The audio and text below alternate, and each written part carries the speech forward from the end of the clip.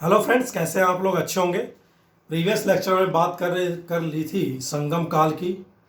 उसके पहले हमने मौर्य साम्राज्य के बारे में बात की थी। आज की जो क्लास है वो है मौर्योत्तर कालीन जो राजवंश हैं, मौर्योत्तर कालीन राजवंश हैं, उनकी बात करेंगे। ठीक है। चूंकि मौर्योत्तर कालीन राजवंशों की बात करेंगे तो इसमें दो तरह से बात करेंगे। पहला वो जो यही भारत के ही राजवंश थे, भारत के ही लोग थे जिन्होंने अलग अलग राजवंशों की स्थापना की।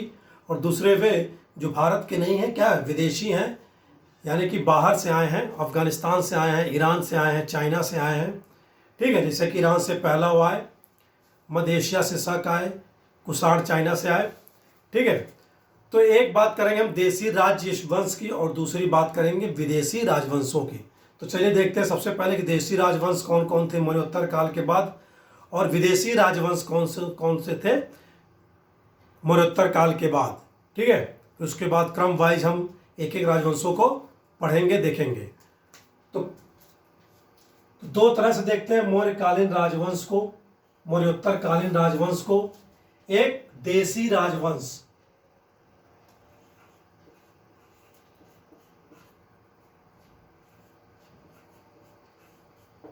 देसी राजवंश, और दूसरा विदेशी राजवंश।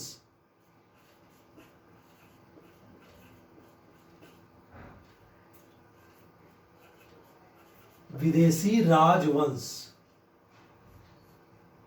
ओके। तो अब देसी राजवंश के अंतर्गत कौन कौन है और विदेशी राजवंश के अंतर्गत कौन कौन से राज्य है उसको भी हम देख लेते हैं। जैसे कि देसी राजवंश के तहत सुंग आएंगे। ठीक है।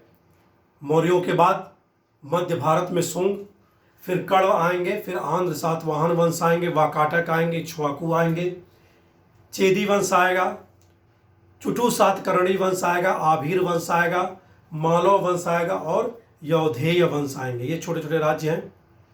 ठीक है। और विदेशी राज्यों के साथ बात करेंगे इंडो ग्रीक की, शकों की, कुषाणों की और पहलवों की या पार्थियाइयों की।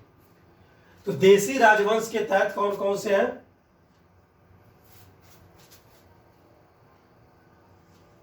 सुंग, कण्व,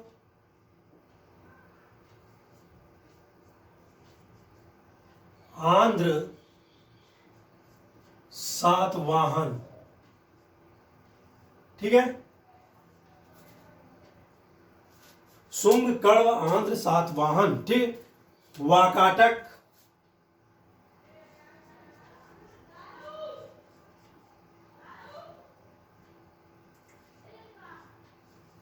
इक्ष्वाकु। ओके। वाकाटक, इक्ष्वाकु और चेदी।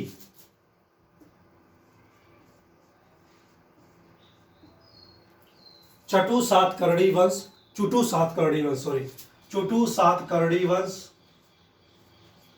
चुटू सातकर्णी। ओके।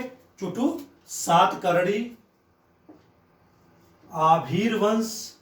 ये छोटे छोटे वंश हैं जिसको हम लोग देख लेंगे एक साथ। मालवा। ओके। मालवा और यौधेय। यौ हरियाणा में है, यौधेय, यौधेय वंश। तो इतने सारे वंशों की हम बात करेंगे किसमें? देसी राजवंश में, जब पढ़ेंगे अभी तक। ठीक है। दूसरे जो विदेशी राजवंश हैं, विदेशी राजवंश जैसे बात की हमने इंडो ग्रीक यानी कि हिंद यवक, इंडो ग्रीक या हिंद यवन कहेंगे इन्हें। ठीक है। जैसे हिंद यवन में बात करेंगे भी हम मिनांडर्स की, एंटियालकिड्स की। ठीक है। दूसरा जो है शक,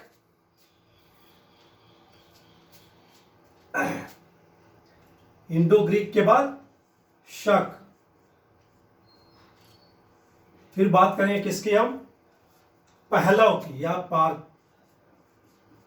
पहलव या पार्थियाई, या ईरान से आए थे पार्थियाई।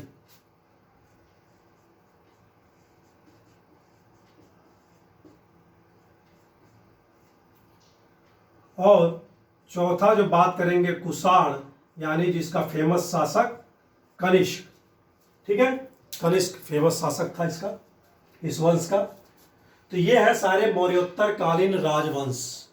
ओके, विदेशी और देसी राजवंश।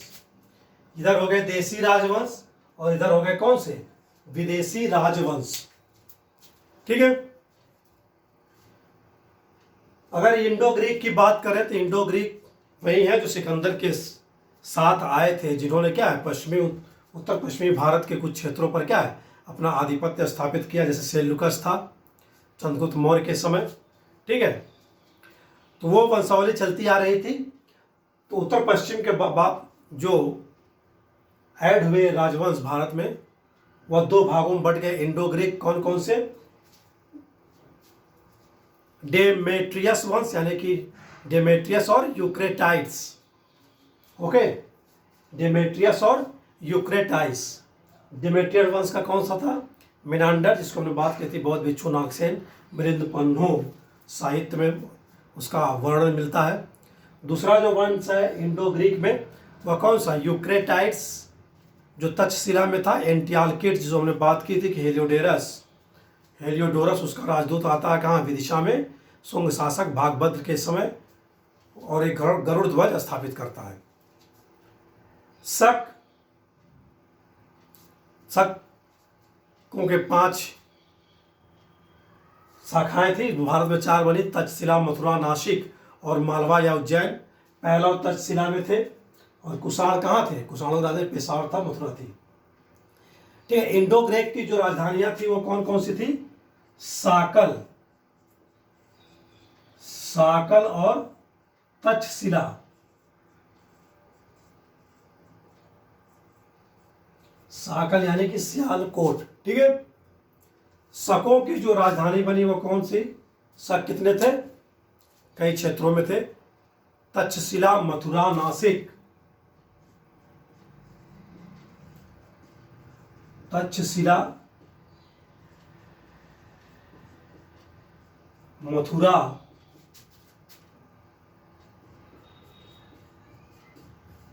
नासिक, मालवा या उज्जैन कह सकते हैं।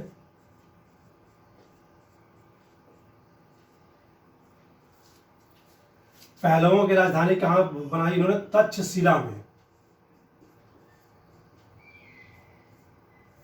ओके, पहलवों ने राजधानी कहां बनाई, तक्षशिला में। कुषाणों की 2 राजधानियां थी, पेशावर तथा मथुरा। पेशावर प्राचीन नाम पुरुषपुर, पेशावर व मथुरा।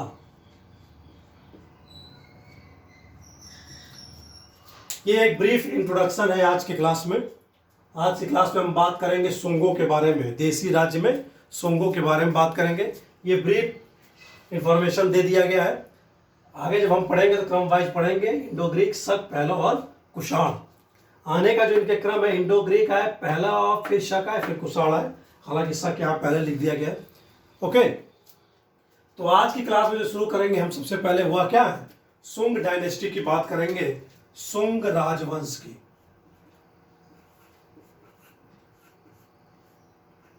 शुंग राजवंश,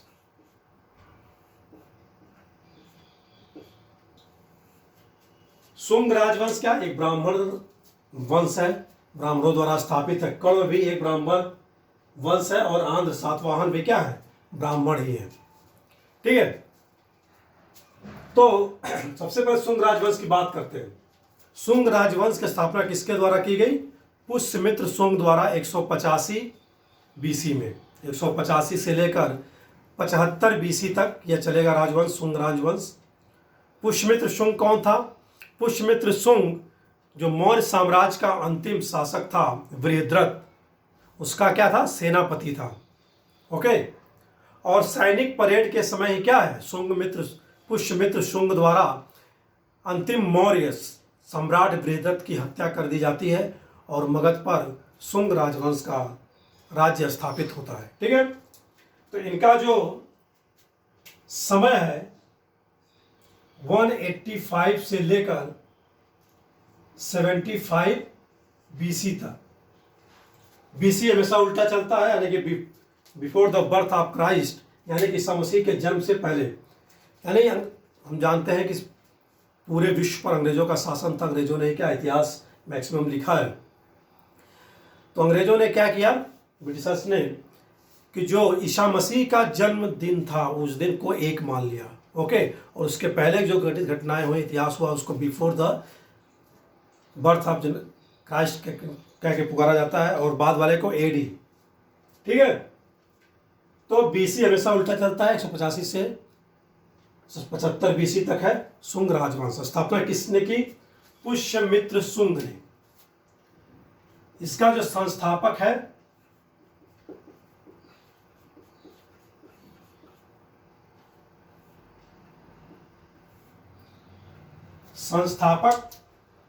सेनापति था पुष्यमित्र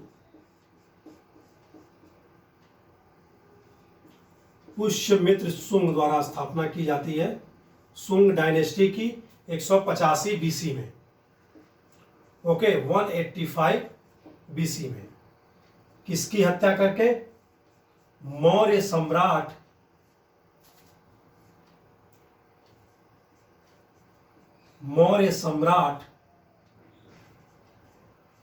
बृहद्रथ की।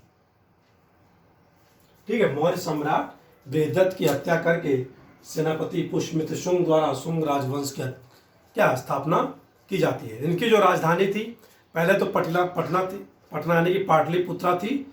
बाद में इनकी राजधानी कहाँ स्थानांतरित कर दी जाती है? विदिशा में। ओके, तो राजधानी की अगर बात करें, कैपिटल की अगर बात करें, इनकी कैपिटल पहले कहाँ थी? पाटलिपुत्रा।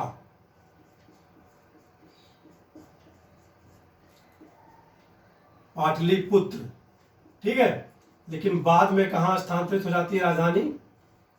बाद में विदिशा। विदिशा कहाँ है? MP में है। ओके, विदिशा कहाँ है? MP में है। विदिशा रायसेन जिला है, MP का रायसेन जिला, वहां पर है कहाँ? विदिशा। और पाटलिपुत्र कहाँ है? बिहार, पटना में। विदिशा कहाँ है? रायसेन जिला, MP यानी मध्य प्रदेश। ठीक है, ये तो बात हो गई संस्थापक और राजधानी की। तो शुंगों के बारे में जो जानकारी प्राप्त होती है हमें इतिहास में, 2 अभिलेखों से प्राप्त होती है। 2 अभिलेख हैं, अयोध्या का अभिलेख और बेसनगर का स्तंभ लेख। ओके, अयोध्या का अभिलेख और बेसनगर का स्तंभ लेख। तो सबसे पहले जो हम बात कर रहे हैं, अयोध्या अभिलेख की बात करते हैं। ठीक है, तो जानकारी जो प्राप्त होती है, जानकारी कहां से मिलती है? जानकारी इनके बारे में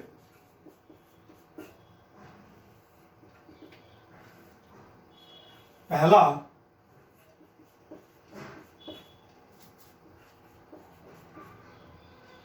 अयोध्या अभिलेख से।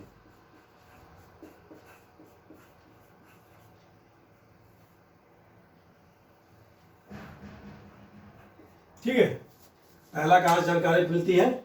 अयोध्या का अभिलेख से। यह अभिलेख किससे संबंधित है?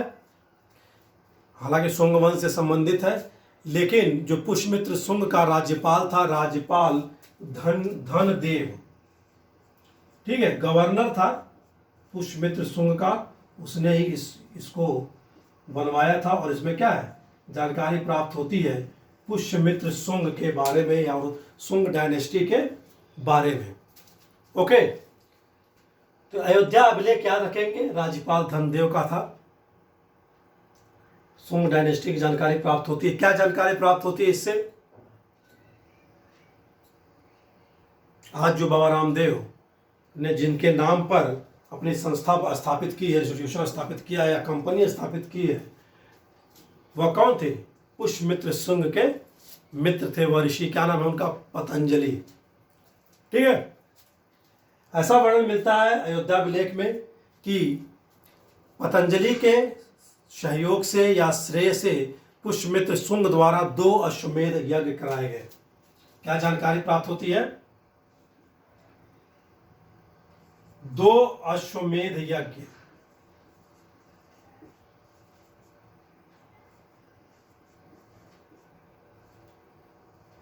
दो अश्वमेध यज्ञ कराए गए किसके द्वारा? पुष्यमित्र शुंग द्वारा। और इसका श्रेय किसे दिया जाता है? यानी कि ऋषि कौन थे, यज्ञ कराने वाले ऋषि कौन थे? श्रेय पतंजलि ऋषि को दिया जाता है।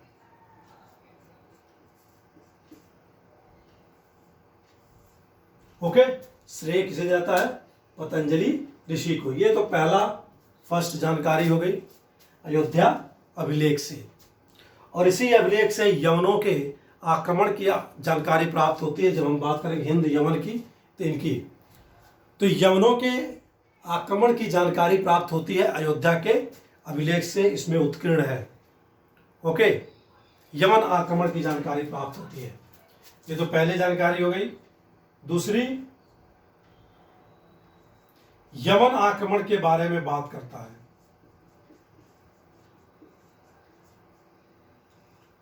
यवन आक्रमण की जानकारी मिलती है। क्या जानकारी मिलती है? कि यवनों ने क्या है, पुष्यमित्र शुंग के समय चित्तौड़ और अवध तक क्या किया? आक्रमण किया। अवध में साकेत तक आक्रमण किया। चित्तौड़ व अवध पर आक्रमण, अवध पर, ठीक है। अवध में जगह है साकेत, इलाहाबाद के पास। ओके, साकेत तक, साकेत पर आक्रमण किया था यवनों ने। हालांकि पुष्यमित्र शुंग द्वारा उन्हें पराजित किया गया। ठीक है, चित्तौड़ में नगरी है माध्यमिका नगरी, उस पर क्या है? आक्रमण किया गया यवनों के बारे में। ये दो जानकारी कहाँ मिलती है? अयोध्या के अभिलेख में। ठीक है, और फैक्ट्स की बात करें पुष्यमित्र शुंग के समय, तो पुष्यमित्र शुंग को माना जाता है कि वह क्या था? वैदिक धर्मावलंबी था। हिंदू धर्म का जो वैदिक धर्म था, वैदिक धर्मावलंबी था। और अशोक द्वारा जो पशुवध पर प्रतिबंध लगाया गया था, पशुवध पर प्रतिबंध लगाया गया था, पशुवध पर प्रतिबंध इसने क्या किया? हटा दिया। यानी कि अब पशुवध आप कर सकते हैं यज्ञों के माध्यम से। पशुवध प्रतिबंध हटाया गया। ठीक है, किसके द्वारा? पुष्यमित्र शुंग द्वारा। ऐसी जानकारी पतंजलि देते हैं कि क्या है, पुष्यमित्र शुंग वैदिक धर्मावलंबी था और अशोक द्वारा पशुवध पर जो प्रतिबंध लगाया गया था उसे क्या है? पुष्यमित्र शुंग द्वारा हटा दिया गया। ओके, और भी कुछ कहानियां हैं पुष्यमित्र शुंग से रिलेटेड कि इसने क्या है, बौद्धों का जो अशोक द्वारा स्तंभ बौद्ध स्तूप बनवाए गए थे, 84,000 बौद्ध स्तूप, उसको क्या है? ध्वस्त कर दिया गया। इसलिए इसको क्या कहते हैं? बौद्ध स्तूपों का विध्वंसकर्ता कहते हैं। ठीक है, दीपवंश में जानकारी मिलती है। ये बौद्ध ग्रंथ दीपवंश कहता है। ये कौन कहता है? बौद्ध ग्रंथ दीपवंश।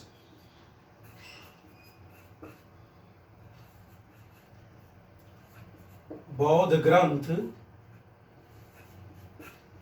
दीपवंश।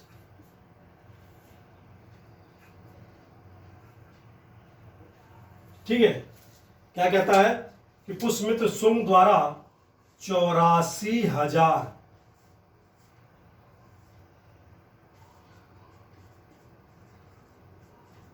बौद्ध स्तूप क्या हुए? नष्ट किए गए। ओके, वो 84,000 बौद्ध स्तूप नष्ट किए गए। और इसी बौद्ध ग्रंथ दीपवंश में क्या जानकारी मिलती है कि पुष्यमित्र शुंग ने अपने प्रशासनिक अधिकारियों को यह आदेश दिया कि जो भी प्रशासनिक अधिकारी एक बौद्ध का सिर काट कर लाएगा उसे इनाम में स्वर्ण मुद्राएं दी जाएंगी। कितनी? 100 स्वर्ण मुद्राएं देने की बात की। ठीक है, इसी दीपवंश में क्या जानकारी मिलती है? 100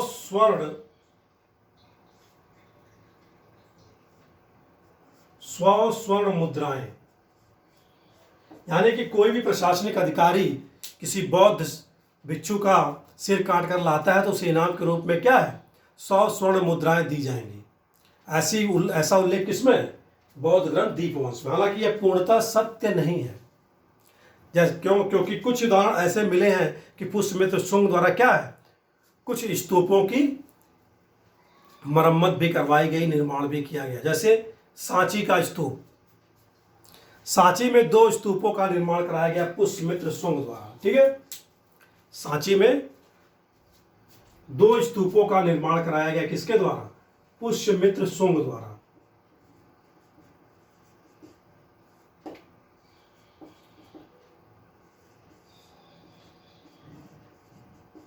सांची में 2 स्तूपों का निर्माण किसके द्वारा किया गया? पुष्यमित्र शुंग द्वारा। और भरहूत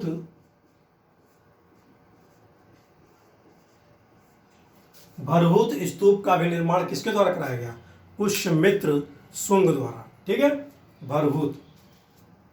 भरहूत कहाँ है? सतना जिला एमपी में है। और सांची कहाँ है? रायसेन जिला विदिशा के पास एमपी में है। दोनों स्तूप कहाँ है? एमपी में है। ठीक है, तो भरहूत स्तूप का निर्माण कराया गया, भरहूत स्तूप का निर्माण। और इस भरहूत स्तूप की जो खोज की गई थी 1873 में, 1873 में कनिंघम द्वारा की गई। ठीक है, अलेक्जेंडर कनिंघम द्वारा क्या है इसकी खोज की गई थी। तो इस तरह क्या है पता चलता है कि पूर्णतः सत्य नहीं है। इतिहास में कुछ भी हो सकता है, क्योंकि 84,000 स्तूप प्राप्त हुए नहीं हैं अशोक के। तो सांची में 2 स्तूपों का निर्माण है और भरहूत स्तूप का निर्माण भी क्या है? पुष्यमित्र शुंग द्वारा किया गया। याद रखेंगे सांची में 3 स्तूप हैं। कितने स्तूप है सांची में? 3 है। जो पहला स्तूप है, पहला स्तूप जिसे महास्तूप कहते हैं, अशोक के समय निर्मित हुआ था ईंटों का। इसमें बुद्ध के धातु अवशेष रखे गए। क्या रखे गए हैं? बुद्ध के धातु अवशेष। ओके, जो दूसरा स्तूप है उसमें अशोक के समय जो बौद्ध धर्म के प्रचारक थे उन प्रचारकों का क्या है? धातु अवशेष सुरक्षित रखे गए हैं। और जो तीसरा स्तूप है, जो बुद्ध के 2 प्रिय शिष्य थे सारिपुत्र और महामोदगलायन, उनके धातु अवशेष हैं। इस फैक्ट को याद रखेंगे। सांची में 3 स्तूप हैं। एक महास्तूप जिसमें बुद्ध के धातु अवशेष रखे गए, जिसका निर्माण अशोक द्वारा कराया गया ईंटों का। बाद में इसमें क्या है? पुष्यमित्र शुंग द्वारा जब निर्माण कराया गया तो जो इसकी वेदिका थी चारों तरफ, ओके, जैसे ये स्तूप है तो इसके चारों तरफ वेदिका थी, वह किसकी थी? लकड़ी की। इसको पुष्यमित्र शुंग ने किसका बनवाया? पत्थर का बनवाया। यानी पाषाण की वेदिका का निर्माण कराया गया किसके द्वारा? पुष्यमित्र शुंग द्वारा। ओके, स्तूप का भी पत्थर से क्या है उसको ढकवाया गया किसके द्वारा? पुष्यमित्र शुंग द्वारा। तो याद रखेंगे महास्तूप। और दूसरा स्तूप धर्म प्रचारकों के धातु अवशेष, जो अशोक के समय धर्म प्रचारक थे। और तीसरा जो स्तूप है सारिपुत्र और महामोदगलायन के धातु अवशेष रखे गए हैं। इस तरह सांची में 3 स्तूप हैं, महास्तूप है और 2 छोटे छोटे स्तूप हैं। भरहूत स्तूप की बात कर ली हमने। ठीक है, तो ये कुछ जानकारी हो गई शुंग वंश से रिलेटेड, और एक अभिलेख से, अयोध्या के अभिलेख से। दूसरा जो अभिलेख है वह कौन सा है? दूसरा सेकेंड बेस नगर का स्तंभ लेख।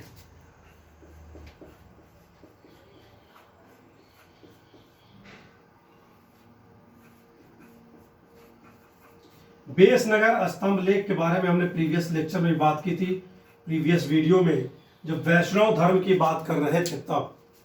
यानी कि बेस नगर स्तंभ लेख से क्या है? वैष्णव धर्म की जानकारी प्राप्त होती है, भागवत धर्म की जानकारी प्राप्त होती है, वृष्णि वंश, सातवत वंश, इसकी बात हमने की थी कृष्ण के वंशों के बारे में।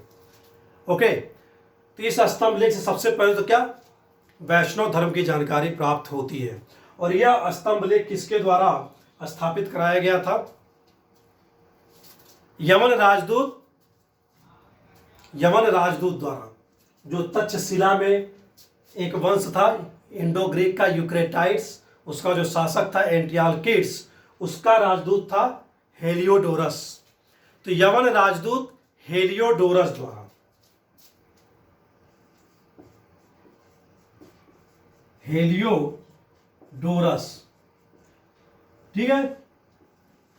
अंतिम शुंग शासक, अंतिम शुंग शासक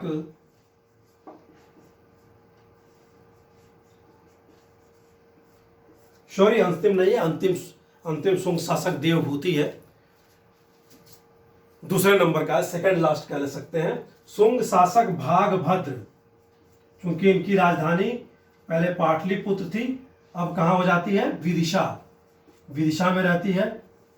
तो शुंग शासक भागभद्र जो विदिशा में राजधानी थी, वहाँ हेलियोडोरस क्या है, आता है एंटियोलकिड्स का क्या है, राजदूत बनकर विदिशा में।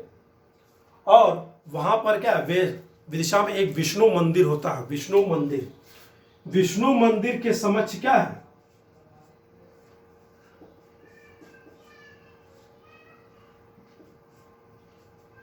विष्णु मंदिर के समक्ष गरुड़ ध्वज की स्थापना करता है।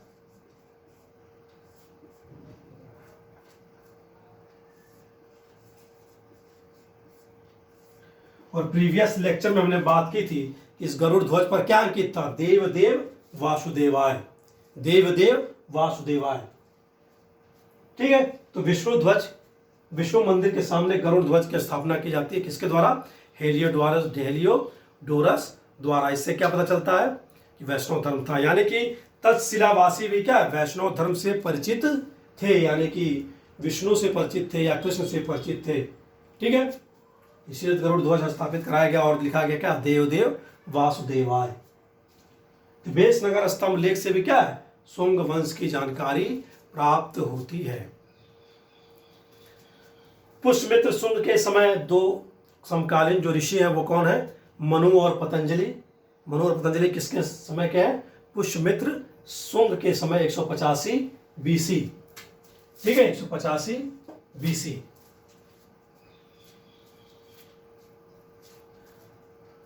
ये तो बात हो गई शुंग वंश डायनेस्टी के बारे में और पुष्यमित्र शुंग के बारे में।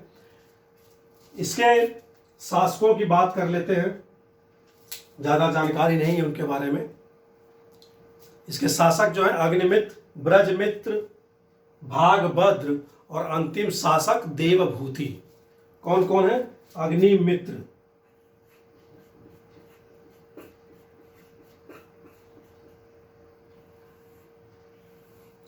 ठीक है, अग्निमित्र।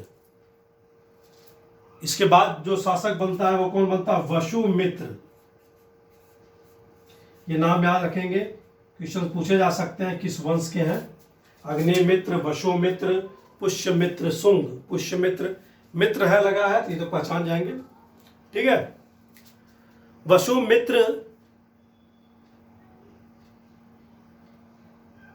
के समय ही जानकारी प्राप्त होती है किसकी, अग्निमित्र की। कैसे कि कालिदास द्वारा पुस्तक लिखी गई थी क्या, मालविकाग्निमित्र। कौन सी, मालविकाग्निमित्र।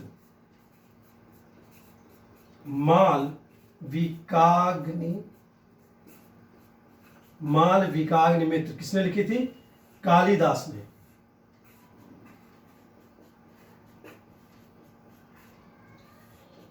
कालिदास कब है, चंद्रगुप्त द्वितीय विक्रमादित्य के समय, ठीक है। लेकिन मालविकाग्निमित्र के समय, इसमें यानी कि अग्निमित्र के समय की जानकारी मिलती है। और कहा जाता है क्या कि अग्निमित्र द्वारा यवनों द्वारा क्या आक्रमण किया गया, ओके, यवनों द्वारा आक्रमण किया गया और जिसे पराजित किसने किया, वसुमित्र ने पराजित किया। अग्निमित्र के समय आक्रमण होता है और इस समय वसुमित्र क्या युवराज है और वह क्या यवनों के आक्रमण को विफल करता है सिंधु नदी के दाएं तट पर, ठीक है, सिंधु नदी के दाएं तट पर, ठीक है, पराजित करता है कौन, वसुमित्र, ओके। तो इससे जानकारी प्राप्त होती है क्या, मालविका अग्निमित्र से भी यवन आक्रमण की जानकारी शुंग वंश के समय हुई थी। इसकी जानकारी कालिदास देते हैं अपनी पुस्तक मालविका अग्निमित्र में। मालविका और अग्निमित्र की प्रेम संबंध कहानी है इस पुस्तक में। ठीक है, ये हो गया वशुमित्र। वशुमित्र के बाद बात करें किसकी, भागभद्र, ब्रज मित्र। एक और कौन शासक है, ब्रज मित्र। और भागभद्र की तो अभी हमने बात ही की, भागभद्र। और इसका अंतिम शासक है कौन, देवभूति।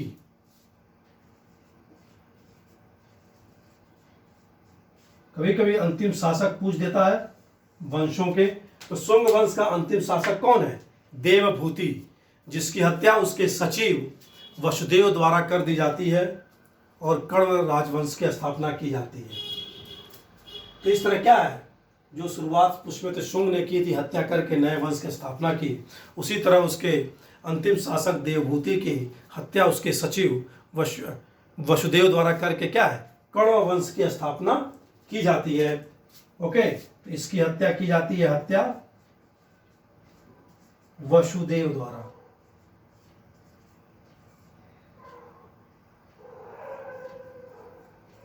और कण्व वंश की स्थापना की जाती है, कण्व वंश की। ओके, तो आज क्लास में 3 बात करेंगे। हमने एक इंफॉर्मेशन देखा कौन कौन से वंश थे, और एक शुंग वंश की बात की। कल बात करेंगे कण्व वंश की, छोटा सा है, 2-4-5 लाइन का। उसके बाद आन सातवाहन की बात करेंगे, बड़ा है। ठीक है, तो आज का इतना ही। नमस्कार, thanks for watching the video.